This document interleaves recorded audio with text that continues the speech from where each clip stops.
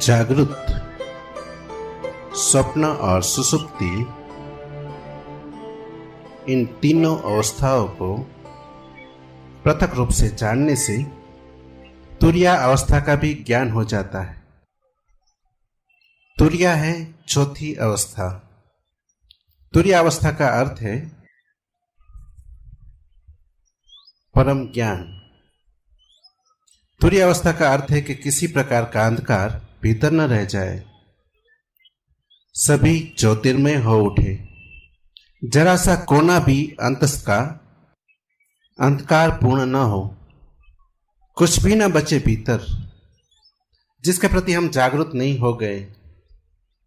बाहर और भीतर सब और जागृति का प्रकाश फैल जाए। अभी जहां हम हैं वहां या तो हम जागृत होते हैं या हम स्वप्न में होते हैं या हम सुषुप्त में होते हैं। चौथे का हमें कुछ भी पता नहीं है। जब हम जागृत होते हैं तो बाहर का जगत तो दिखाई पड़ता है, हम खुद अंधेरे में होते हैं। वस्तुएं तो दिखाई पड़ती हैं लेकिन स्वयं का कोई बोध नहीं होता। संसार तो दिखाई पड़ता है लेकिन आत्मा की कोई प्रतीति नहीं होती। ये आदि जागृत अवस्था है जिसको हम जागरण कहते हैं। सुबह नींद से उठकर वो अधूरा जागरण है और अधूरा भी कीमती नहीं, क्योंकि व्यर्थ तो दिखाई पड़ता है और सार्थक दिखाई नहीं पड़ता। कूड़ा करकट तो दिखाई पड़ता है, हीरे अंधेरे में खो जाते हैं। खुद तो हम दिखाई नहीं पड़ते कि कौन है और सारा संसार दिखाई पड़ता है। दूसरी अवस्था है स्वप्न की। हम तो दिखाई पड़ते ही नहीं स्वप्न में, बाहर का संसार भी खो जाता है। सिर्फ संसार से बने हुए प्रतिबिंब मन में तैरते हैं। उन्हीं प्रतिबिंबों को हम जानते और देखते हैं। जैसे कोई दर्पण में देखता हो चांद को, या झील पर कोई देखता हो आकाश के तारों को। सुबह जागकर हम वस्तुओं को सीधा देखते हैं, स्वप्न में हम वस्तुओं के प्रतिबिंब देखते हैं। वस्तुएं भी नहीं दिखाई पड़ती। और तीसरी अवस्था है जिससे हम परिचित हैं। बाहर का जगत भी खो जाता है, वस्तुओं का जगत भी अंधेरे में हो जाता है और प्रतिबिंब भी नहीं दिखाई पड़ते। स्वप्न भी तिरोहित हो जाता है। तब हम गहन अंधकार में पड़ जाते हैं। उसी को हम सुषुप्ति कहते हैं। सुषुप्ति में न बाहर का ज्ञान रहता है न भीतर का। जागृत में बाहर का ज्ञान रहता है और जागृत और सुषुप्ति के बीच में एक मध्य कड़ी है स्वप्न, जहां बाहर का ज्ञान तो नहीं होता लेकिन बाहर की वस्तुओं से बने हुए प्रतिबिंब हमारे मस्तिष्क में तैरते हैं और उन्हीं का ज्ञान होता है। चौथी अवस्था है तुरिया, वही सिद्ध अवस्था है। सारी चेष्टा उसी को पाने के लिए, सब ध्यान सब योग तुरिया अवस्था को पाने के उपाय। तुरिया अवस्था का अर्थ है भीतर और बाहर दोनों का ज्ञान। अंधेरा कहीं भी नहीं, न तो बाहर और न भीतर। पूर्ण जागृति, जिसको हमने बुद्धत्व कहा है, महावीर ने जिनत्व कहा है। न तो बाहर अंधकार है न भीतर, सब तरफ प्रकाश हो गया है। वस्तुओं को भी हम जानते हैं, स्वयं को भी हम जानते हैं। ऐसी जो चौथी अवस्था है वो कैसे पाई जाए, इसके ही ये सूत्र है। पहला सूत्र है जागृत, स्वप्न और सुषुप्ति। इन तीनों अवस्थाओं को पृथक रूप से जान लेने से तुरिया अवस्था का ज्ञान हो जाता है। अभी हम जानते तो हैं लेकिन पृथक रूप से नहीं जानते। जब हम स्वप्न में होते हैं तब हमें पता नहीं चलता कि मैं स्वप्न देख रहा हूं। तब तो हम स्वप्न के साथ एक हो जाते हैं। सुबह जागकर पता चलता है कि रात सपना देखा, लेकिन अब तो वो अवस्था खो चुकी। जब अवस्था होती है तब हम पृथक रूप से नहीं जान पाते, तादात्म्य हो जाता है।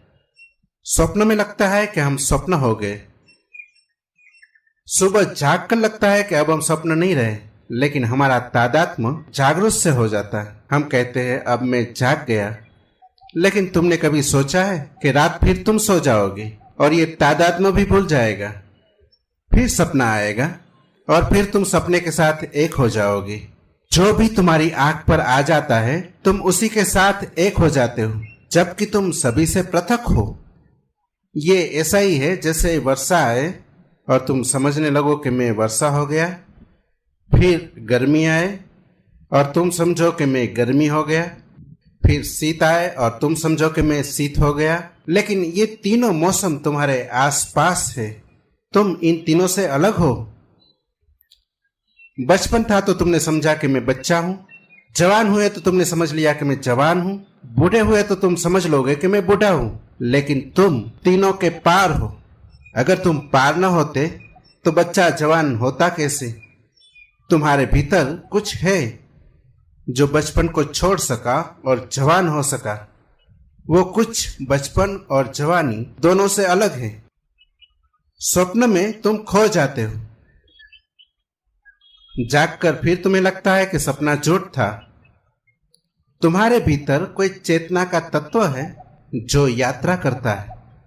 स्वप्न, सुषुप्ति, जागृत तुम्हारे यात्रा के पड़ाव हैं, तुम नहीं हो। और जैसे ही तुम इस बात को समझ पाओगे कि तुम पृथक हो, अलग हो, वैसे ही चौथे का जन्म शुरू हो जाएगा। वो पृथकता ही चौथा है। महावीर ने इसके लिए बहुत कीमती शब्द का प्रयोग किया है। महावीर कहते हैं भेद विज्ञान। वे कहते हैं सारा विज्ञान अध्यात्म का भेद को साफ साफ कर लेने में है। वही इस सूत्र का अर्थ है कि तुम्हें तीनों अवस्थाएं अलग अलग हैं, इसका पता चल जाए। जैसे ही तीनों अवस्थाओं को तुम अलग अलग जान लोगे, तुम ये भी जान लोगे कि मैं तीनों से अलग हूं। तुम्हें भेद की कला आ गई। अभी हमारी मनोदशा ऐसी है कि जो भी हमारे सामने होते हैं हम उसी के साथ एक हो जाते हैं। किसी ने तुम्हें गाली दी, क्रोध उठा, उस क्षण में तुम क्रोध के साथ एक हो जाते हो। तुम भूल ही जाते हो कि क्षण भर पहले क्रोध नहीं था, तब भी तुम थे। क्षण भर बाद क्रोध फिर चला जाएगा, तब भी तुम रहोगे। तो क्रोध बीच में आया हुआ धुआं है। उसने तुम्हें कितना ही घेर लिया हो, लेकिन वो तुम्हारा स्वभाव नहीं है। चिंता आती है तो चिंता का बादल गिर जाता है, सूरज छिप जाता है, तुम भूल ही जाते हो कि मैं पृथक हूं। सुख आता है तो तुम नाचने लगते हो, दुख आता है तो तुम रोने लगते हो। जो भी घटता है तुम उसी के साथ एक हो जाते हो। तुम्हें अपनी पृथकता का कोई बोध नहीं। इसे धीरे धीरे अलग करना सीखना होगा। हर स्थिति में अलग करना सीखना होगा। भोजन करते वक्त जानना कि जो भोजन कर रहा है वो शरीर है। भूख लगे तो जानना कि जिसे भूख लगी है वो शरीर है। मैं सिर्फ जानने वाला हूं। चेतना को कोई भूख लग भी नहीं सकती। गर्मी लगे और पसीना बहे तो जानना कि वो शरीर पर घट रहा है। इसका ये अर्थ नहीं कि तुम गर्मी में बैठे रहना और पसीना बहने देना। हटना सुविधा बनाना, लेकिन शरीर के लिए ही सुविधा बनाई जा रही है। तुम सिर्फ जानने वाले हो। धीरे धीरे प्रत्येक घटना जो तुम्हें घेरती है तुम उससे अपने को अलग करते जाना। कठिन है पृथक करना, क्योंकि बहुत बारीक फासला है। सीमा रेखा साफ नहीं है, क्योंकि अनंत जन्मों में तुमने तादात्म्य करना ही सीखा है, तोड़ना नहीं सीखा। तुमने हमेशा अपने को जोड़ना सीखा है स्थितियों के साथ। तुम तोड़ने की बात ही भूल गए हो। इसका नाम ही बेहोशी है, ये जो तुमने जोड़ना सीख लिया है। एक सुबह मुल्ला नसरुद्दीन अस्पताल में अपने मित्रों के पास बैठा था। मित्र ने आंख खोली और उसने कहा, नसरुद्दीन क्या हुआ? मुझे कुछ याद भी नहीं आता। नसरुद्दीन ने कहा कि रात तुम जरा ज्यादा पी गए और फिर तुम खिड़की पर चढ़ गए और तुमने कहा कि मैं उड़ सकता हूं और तुम उड़ गए। 3 मंजिल मकान पर थे। घटना जाहिर है। सब हड्डियां पसलियां टूट गई। मित्र ने उठने की कोशिश की और कहा कि नसरुद्दीन तुम वहां थे और तुमने ये होने दिया? तुम किस तरह के मित्र हो? नसरुद्दीन ने कहा यह बात मत उठाओ। उस समय तो मुझे भी लग रहा था कि तुम ये कर सकते हो। यही नहीं, अगर मेरे पाजामे का नाड़ा थोड़ा ढीला ना होता तो मैं तुम्हारे साथ आ रहा था। वो तो कहाँ उड़ने में पाजामा संभालूंगा, इसलिए मैं रुक गया और बच गया। तुम भी थोड़ी पी गए थे, मैं भी पी गया था। बेहोशी का अर्थ है जो भी चित्त में दशा आ जाए उसी के साथ एक हो जाना। शराबी को एक ख्याल आ गया कि उड़ सकता हूं, तो अब वो भेद नहीं कर सकता। सोचने के लिए जगह नहीं है, विवेक के लिए सुविधा नहीं है, इसी के साथ एक हो गया। तुम्हारा जीवन इसी शराबी जैसा है। माना कि तुम खिड़कियों से नहीं उठते और माना कि तुम अस्पताल में नहीं पाए जाते और हड्डियां नहीं तोड़ लेते, लेकिन बहुत गौर से देखो तो तुम अस्पताल में ही हो और तुम्हारी सब हड्डियां टूट गई है, क्योंकि तुम्हारा पूरा जीवन एक रोग है और उस रोग में सिवाय दुख और पीड़ा के कुछ हाथ आता नहीं। सब जगह तुम गिरे हो, सब जगह तुमने अपने को तोड़ा है और सारे तोड़ने के पीछे एक ही मूर्छा का सूत्र है कि जो भी घटता है तुम उससे फासला नहीं कर पाते। थोड़े दूर हटो। एक एक कदम लंबी यात्रा है, क्योंकि हजारों लाखों जन्मों में जिसको बनाया है उसको मिटाना भी आसान नहीं होगा, पर टूटना हो जाता है, क्योंकि वही सत्य है। तुमने जो भी बना लिया है वो असत्य है, इसलिए हिंदू इसे माया कहते हैं। माया का अर्थ है तुम जिस संसार में रहते हो वो झूठ है। इसका ये अर्थ नहीं कि बाहर जो वृक्ष है वो झूठ है, पर्वत जो है वो झूठ है और आकाश में चांद तारे है वो झूठ है। नहीं, इसका केवल इतना ही अर्थ है कि तुम्हारा जो तादात्म्य है वो झूठ है और उसी तादात्म्य से तुम जीते हो, वही तुम्हारा संसार। कैसे तादात्म्य टूटे? तो पहले तो जागने से शुरू करो, क्योंकि वही थोड़ी सी किरण जागरण की है। स्वप्न से तो तुम कैसे शुरू करोगे? मुश्किल होगा। और सुसुप्ति का तो तुम्हें कोई पता नहीं है, वहां तो सब होश खो जाता है। जागृत से शुरू करो। साधना शुरू होती है जागृत से, वो पहला कदम। फिर दूसरा कदम है स्वप्न और तीसरा कदम है सुसुप्ति। और जिस दिन तुम तीनों कदम पूरे कर लेते हो तो वो चौथा कदम उठ जाता है। वो चौथा कदम है तुर्यावस्था, वो सिद्ध अवस्था है। जागृत से शुरू करो, क्योंकि वही रास्ता है, इसलिए उसको जागृत कहा है। जागृत है भी नहीं, क्योंकि कैसी जागृति जब तुम वस्तुओं में खोए हुए हो और अपने प्रति तुम्हें कोई होश नहीं है। उसको क्या जागरण कहना? नाम मात्र को जागरण है, लेकिन इसको जागृत कहा है। ठीक जागृत तो हमने बुद्ध पुरुषों को कहा है, लेकिन ये जागरण है इस अर्थ में कि इसमें थोड़ी सी संभावना जागने की है। तो पहले तुम जागरण से शुरू करो। भूख लगे, भोजन देना, लेकिन इस स्मरण को साधे रखना कि भूख शरीर को लगती है, मुझे नहीं। पैर में चोट लगे तो मरहम पट्टी करना, अस्पताल जाना, दवा लेना, लेकिन भीतर एक जागरण को साधे रखना कि चोट शरीर को लगी है, मुझे नहीं। इतने स्मरण को रखने से ही तुम पाओगे कि 99% पीड़ा तिरोहित हो गई। 99% पीड़ा इतना हो सकने से ही तिरोहित हो जाती है कि जो चोट लगी है वो मुझे नहीं लगी। इतना बोध भी तत्क्षण तुम्हारे दुख को विसर्जित कर देता है। 1% बची रहेगी, क्योंकि वो बोध पूरा नहीं है। जिस दिन बोध पूरा हो जाएगा उस दिन समग्र दुख विसर्जित हो जाता है। बुद्ध ने कहा है, जागृत पुरुष का दुख निरोध हो जाता है। तुम उसे दुख नहीं दे सकते। तुम उसके हाथ पैर काट सकते हो, तुम उसकी हत्या कर सकते हो, तुम उसे आग में जला सकते हो, लेकिन दुख नहीं दे सकते, क्योंकि प्रति पल जो भी घट रहा है वो उससे अलग है। तो जागने से शुरू करो, रास्ते पर चलना जरूर, लेकिन ध्यान रखना कि तुम नहीं चल रहे हो, शरीर ही चल रहा है। तुम कभी चले भी नहीं। तुम चलोगे कैसे? आत्मा का कोई पैर है कि वो चल सके? आत्मा का कोई पेट है कि उसे भूख लगे?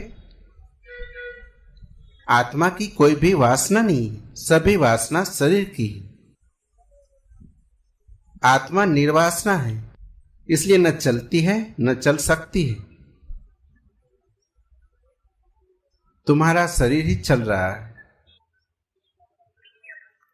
इसे जब तक होश रहे संभालने की कोशिश करो। धीरे धीरे धीरे एक बड़ा अनूठा और आह्लादकारी अनुभव होगा कि रास्ते पर चलते हुए अचानक किसी दिन पाओगे कि तुम्हारे भीतर दो हिस्से हो गए, एक चल रहा है और एक नहीं चल रहा है, एक भोजन कर रहा है और एक भोजन नहीं कर रहा है। उपनिषद कहते हैं, एक ही वृक्ष पर बैठे हैं दो पक्षी। ऊपर का पक्षी शांत है, न हिलता न डुलता, न रोता न हंसता, न आता न जाता, बस बैठा है शांत। नीचे का पक्षी बड़ा बेचैन, इस डाल से उस डाल पर उछलता है, इस फल को पकड़ता है, उसको पकड़ता है, बड़े सपने देखता है, बड़ी दौड़ धूप करता है। वे दोनों पक्षी तुम्हारे भीतर है। वो जो वृक्ष है वो तुम हो। एक तुम्हारे भीतर जो पक्षी है वो कभी हिला डुला नहीं, बस बैठा देख रहा है। उस पक्षी को हमने साक्षी कहा है। जिसने कहा है, एक ही बिस्तर पर तुम सोते हो, उसमें एक मरा हुआ है और एक सदा जीवित, और एक सदा से मरा हुआ है और एक सदा जीवित रहेगा। वो बिस्तर तुम ही हो। जब रात तुम बिस्तर पर सोते हो तो एक उसमें मुर्दा है और एक उसमें शाश्वत चैतन्य है। पर फर्क करना, फासला करना कठिन, श्रम, उद्यम की जरूरत है। तो पहले तो तुम दिन से कोशिश करो, सुबह जब उठते हो, जब पहली किरण आती है होश की, तभी से तुम साधने की कोशिश करो। हजारों प्रयास करोगे तब कहीं एक प्रयास सफल होगा, पर एक भी सफल हो जाए तो तुम पाओगे हजारों साल भी मेहनत करनी महंगी नहीं थी, क्योंकि एक क्षण को भी तुम्हें ये पता चल जाए, जो चल रहा है वो तुम नहीं, जो रुका है वो तुम, जो वासना से परा है वो तुम नहीं, जो सदा निर्वासना है वो तुम हो, जो मरण धर्मा है वो तुम नहीं, जो अमृत का स्रोत है वो तुम हो। एक क्षण को भी तुम्हें इसका पता चल जाए तो एक क्षण को भी तुम महावीर या बुद्ध हो जाओ या शिवत्व को उपलब्ध हो जाओ, तो तुमने महान संपदा का द्वार खोल लिया। फिर यात्रा सरल है। स्वाद के बाद यात्रा बड़ी सरल है। स्वाद के पहले ही सारी कठिनाई है। दिन से शुरू करो, और अगर तुमने दिन से शुरू किया तो तुम धीरे धीरे सफल हो जाओगे, स्वप्न में भी।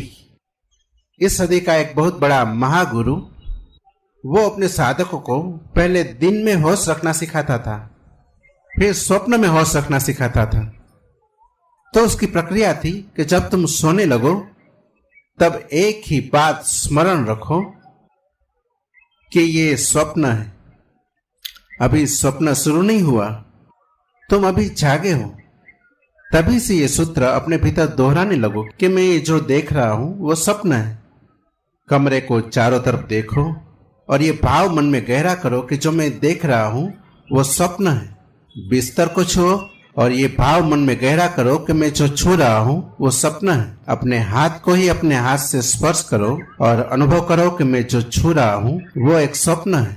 ऐसे भाव को करते करते तुम सो जाओ। ये भाव की सतत धारा तुम्हारे भीतर बनी रहेगी। कुछ ही दिनों में तुम पाओगे कि बीच स्वप्न में तुम्हें याद आ जाएगा कि ये स्वप्न है, और जैसे ही याद आता है कि ये स्वप्न है, स्वप्न उसी क्षण टूट जाता है, क्योंकि स्वप्न के चलने के लिए मूर्छा जरूरी है। बिना मूर्छा के स्वप्न नहीं चल सकता। बीच स्वप्न में तुम्हें याद आ जाएगा कि ये स्वप्न है और स्वप्न टूट जाएगा और तुम इतने आनंद से भर जाओगे, उस आनंद को तुमने कभी जाना भी नहीं। नींद टूट जाएगी, स्वप्न बिखर जाएगा और एक गहरा प्रकाश तुम्हें घेर लेगा। ज्ञानी पुरुष के स्वप्न तिरोहित हो जाते हैं, क्योंकि नींद में भी वो स्मरण रख पाता है कि यह स्वप्न है।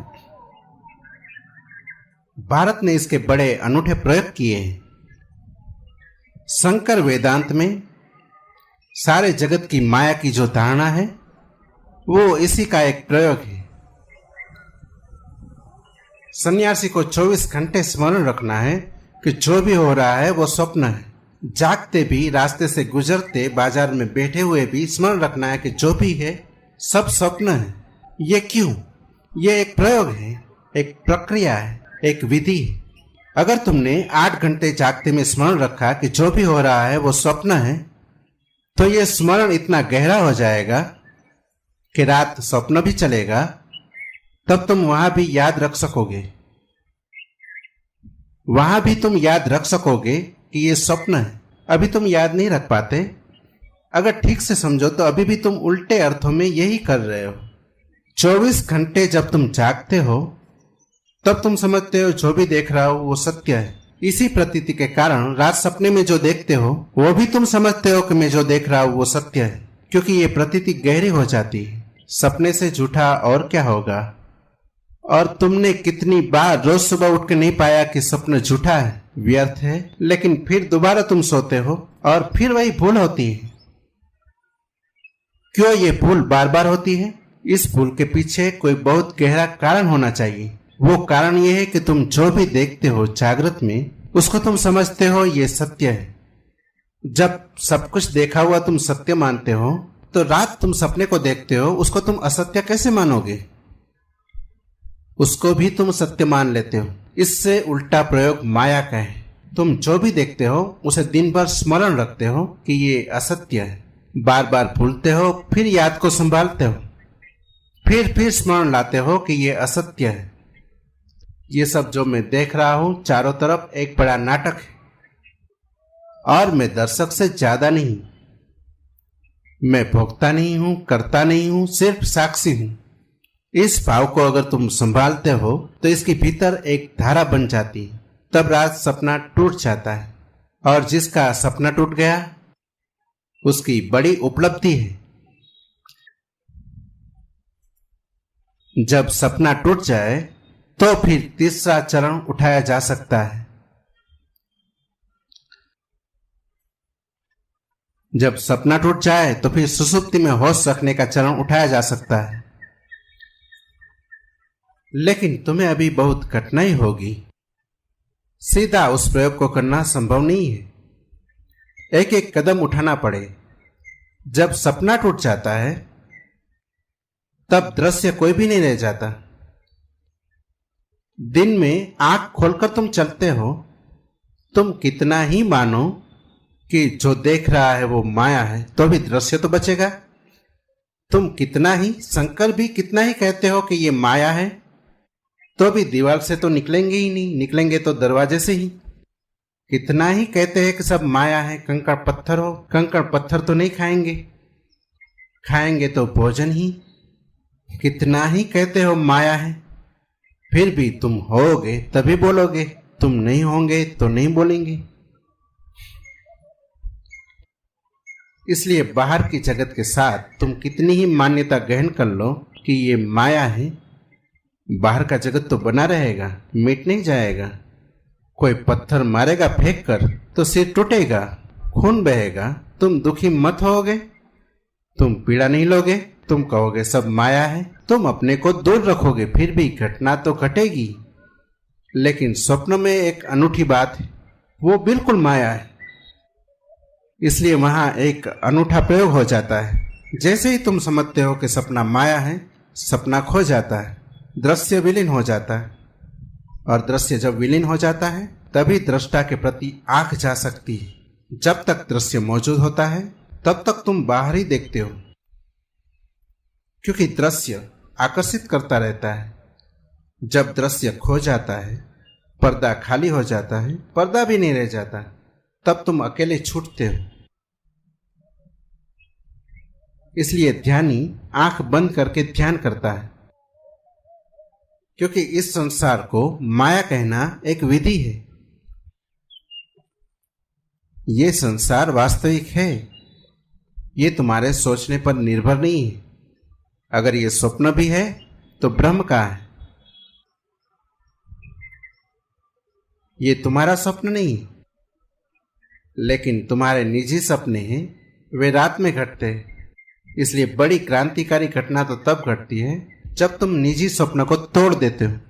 आकाश खाली हो जाता है, वहां देखने को कुछ नहीं बचता। नाटक समाप्त हुआ, घर जाने का वक्त आ गया। अब तुम करोगे भी क्या बैठे बैठे? इस घड़ी में अचानक आंख मुड़ती है, क्योंकि बाहर कुछ भी खोजने को नहीं रह जाता, देखने को नहीं रह जाता, सोचने को नहीं रह जाता, कोई दृश्य नहीं बचता। तो जो ऊर्जा दृश्य की तरफ जाती थी वो स्वयं की तरफ मुड़ती है। स्वयं की तरफ मुड़ती हुई ऊर्जा ही ध्यान है। और जैसे ही वो स्वयं की तरफ मुड़ती है, तब तुम सुसुप्ति में भी हो सकते हो, क्योंकि तुम तो होते हो। संसार नहीं होता सुसुप्ति में, स्वप्न नहीं होता सुसुप्ति में, क्योंकि तुम दोनों को देखने में अटके थे, इसलिए सुसुप्ति में बेहोशी रहती है। अब तुम्हारी अटक टूट गई। अब दृश्य से तुम्हारा कोई संबंध न रहा। अब दृश्य के बिना भी तुम हो सकते हो। अब दिया जलता है, उस दिए को कोई फिक्र नहीं है कि उस दिए के प्रकाश में कोई गुजरता है या नहीं गुजरता। अब तुम्हारा जीवन भीतर की तरफ मुड़ेगा, तब तुम सुषुप्ति में जाग जाओगे। स्वप्न के टूटने पर जो प्रयोग करने का है वो ये है कि जैसे ही स्वप्न टूट जाए, आंख मत खोलना, क्योंकि आंख खोली तो जगत बाहर मौजूद है, फिर दृश्य मिल जाएगा। जब स्वप्न टूट जाए तो आंख मत खोलना, गौर से देखे चले जाना शून्य को। स्वप्न खो गया, जहां स्वप्न था अब वहां स्वप्न नहीं। तुम गौर से उस शून्य को देखे चले जाना। उस शून्य को देखते ही तुम पाओगे कि तुम्हारी चेतना भीतर की तरफ मुड़ने लगी, अंतर्मुखी हो गई। तब तुम सुषुप्ति में भी जागे रहोगे। यही कृष्ण ने गीता में कहा है कि जब सब सो जाते हैं तब भी योगी जागता है। जो सबके लिए निद्रा है वो योगी के लिए निद्रा नहीं है, वो सुषुप्ति में भी जागा हुआ है। और जब तुम तीनों को पृथक पृथक देख लेते हो तब तुम चौथे हो गए, अपने आप चौथे हो गए। तुर्य का अर्थ है चौथा, द फोर्थ। उस शब्द का और कोई अर्थ नहीं है,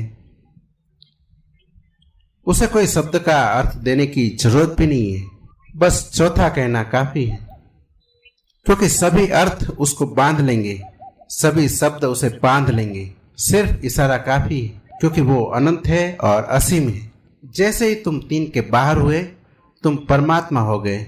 इन तीन में तुम प्रविष्ट हो गए हो, इसलिए संकीर्ण हो गए हो। ये ऐसा ही है कि जैसे तुम खुले आकाश से एक टनल में एक बोगदे में प्रवेश कर जाओ और बोगदा छोटा होता जाए। इंद्रियों तक आते आते तुम बिल्कुल संकीर्ण हो गए हो। पीछे लौटना है। जैसे जैसे तुम पीछे लौटते हो, तुम्हारा आकाश बड़ा होता जाता है। जिस क्षण तुम तीनों के पार अपने को देख लेते हो, उस दिन तुम महाआकाश हो, उस दिन तुम परमात्मा हो। ऐसे ही जैसे कोई आदमी दूरबीन से देखता है आकाश को, दूरबीन का छोटा सा छेद, वो अपनी सारी आंखों को उसी पर लगा देता है। फिर दूरबीन से आंखें हटाता है, तब उसे पता चलता है कि मैं दूरबीन नहीं हूं। तुम भी आंख नहीं हो, लेकिन आंख पर तुम कई जन्मों से टिके हो। तुम कान नहीं हो, लेकिन कान से तुम कई जन्मों से सुन रहे हो। तुम हाथ नहीं हो, लेकिन हाथ से तुम कई जन्मों से छू रहे हो। बस तुम